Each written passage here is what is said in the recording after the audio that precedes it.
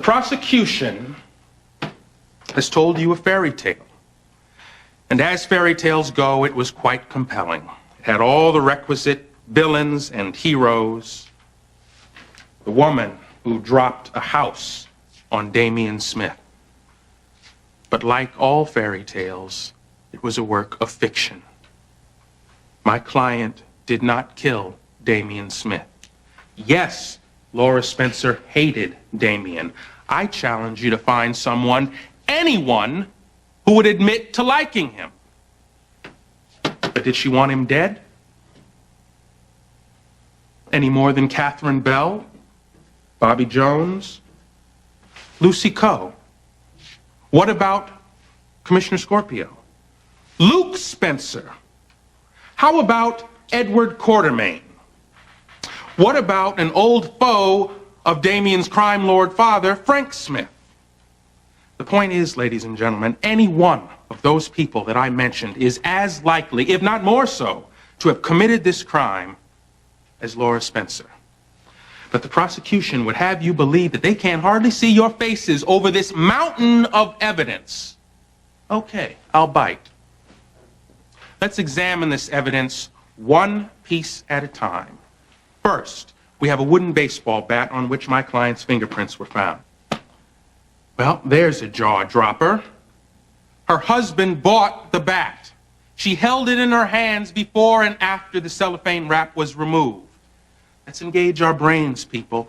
If Laura Spencer had committed this crime, it would be more damning if her fingerprints were not on the bat. It would show she had the forethought to wipe the bat clean before she dropped it on the burning floor. Unless, of course, she was wearing gloves. And I submit to you that that is precisely what the murderer did. Second, we have this videotape on which we witnessed a confrontation between my client and the deceased. Well, what does that prove? Only that a confrontation took place, which Mrs. Spencer freely admits to. You heard the testimony. Confrontations with Damian Smith were commonplace in this town. It's just my client's misfortune that hers took place the day before he was murdered. Third, we have the testimony of Detective Garcia, a good cop under intense pressure to solve this case at any costs.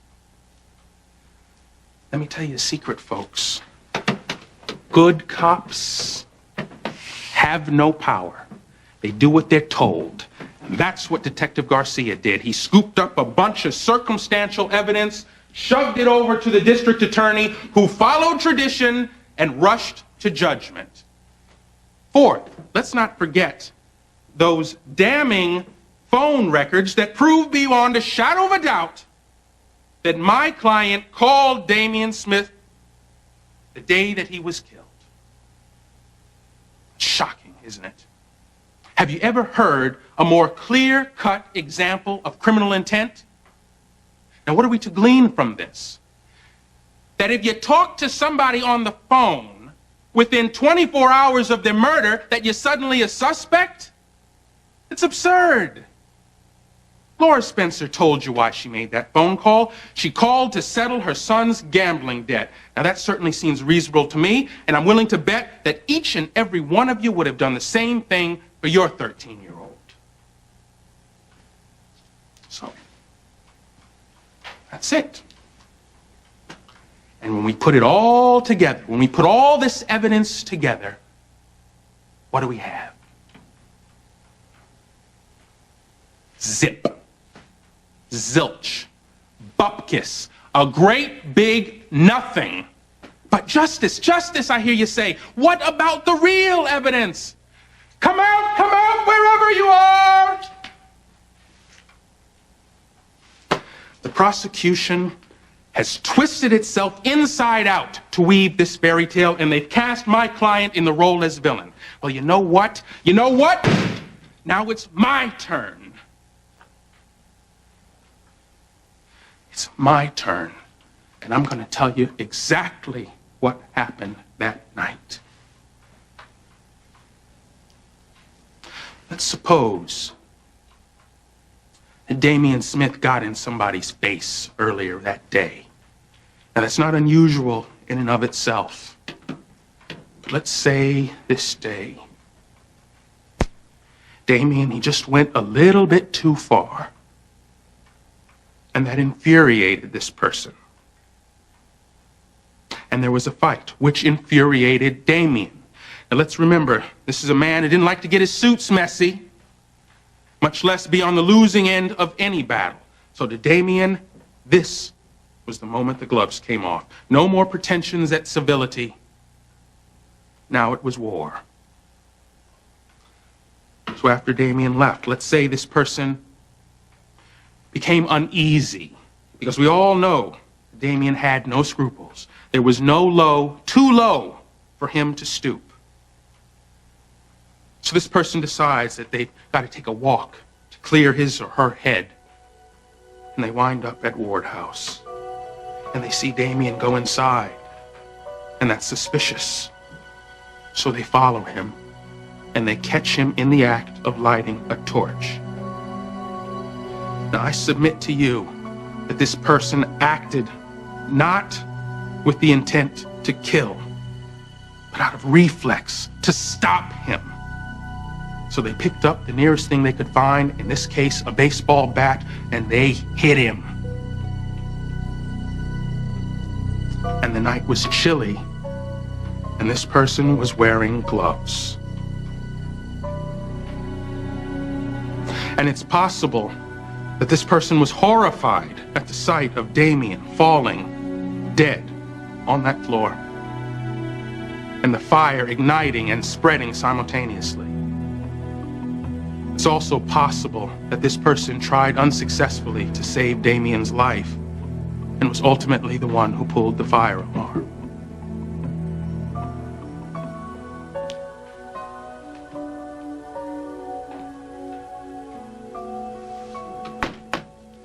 Damian Smith was a cipher. He sucked the lifeblood out of this community. He undermined, he destroyed, he corrupted. He was unwanted and he was unwelcome. So why did he stay around? He stayed around so he could rub our faces in his evil. That's the kind of thing Damian Smith did for fun. And you would trade Laura Spencer's life for his? Knowing what you know about her? And you do know it. You know exactly what kind of woman she is because she showed you. She stood up here on this stand and she told you everything, openly and honestly. Because one thing Laura Spencer is not is a coward. If she had killed Damian Smith that night in order to protect those children, she would have said so then. Those are the facts. I know it, you know it, and you damn well better believe that she knows it.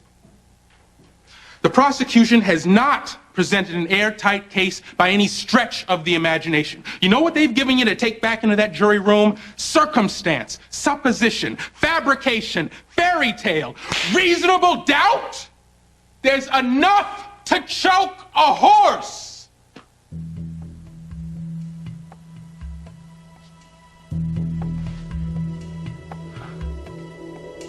And so now it's up to you, each and every one of you, the 12 of you, this jury.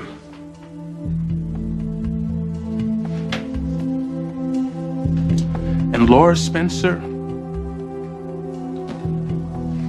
her husband Luke, her son Lucky, their baby Leslie Lou, her family, counting on you. Do the right thing. Go back into that jury room and write a happy ending to this fairy tale. A just ending.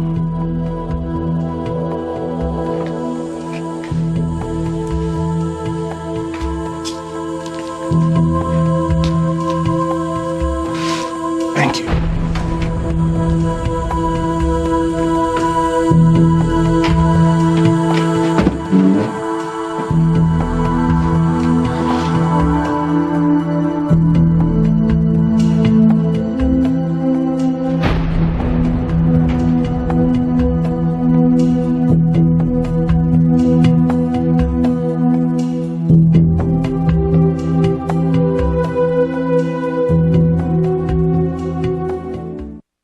Laura Spencer is a very likable woman. There's a certain dignity about her, something in the way she carries herself, an honesty and a truth that shines through her eyes. She's a wife, a mother, community leader. We didn't ask, but I'm willing to bet she's very active in the PTA and bakes her own cookies from scratch. We would all like to invite Laura Spencer to dinner. She's a likable woman. But most killers are. Make no mistake about it, ladies and gentlemen. Laura Spencer is as cold-blooded a killer as I have ever seen. Damian Smith is dead because she saw fit to end his life. And this is not the first time she appointed herself judge and jury. This has got to stop. Now, the defense would like you to believe that circumstantial evidence is tainted, invalid. What my esteemed colleague would rather you not know is that defendants are convicted on circumstantial evidence all the time. If it looks like a rose and smells like a rose, if you prick your finger when you handle it, it's not a hockey puck, ladies and gentlemen. It's a rose. I agree with Councilman Ward. One or two pieces of circumstantial evidence, that does not constitute a case. But when you have circumstance after circumstance, all pointing in the same direction, you have left the realm of coincidence. You want to talk about fairy tales, ladies and gentlemen? How about the one where the gloved phantom creeps into Ward House at precisely the time when Damian Smith is preparing to burn it down? Ladies and gentlemen, this woman has got to be stopped. One, the defendant's own sister-in-law, the other one, a close personal friend, got on that witness stand and testified that they had no knowledge of baby James having an ear infection. Only Mrs. Spencer's own word. The word of a woman who needed an excuse for not participating in the Rochester trip. A reason to stay behind that would leave her free to lure Damian Smith to Ward House and finally put an end to the long-standing feud between the Spencers and the Smiths. A killer with an angel's face. That is scary to me, ladies and gentlemen. Laura Spencer has gotten away with murder twice before. I am imploring you, ladies and gentlemen, please let this end here. Do not let this defendant smile real pretty and go away killing again.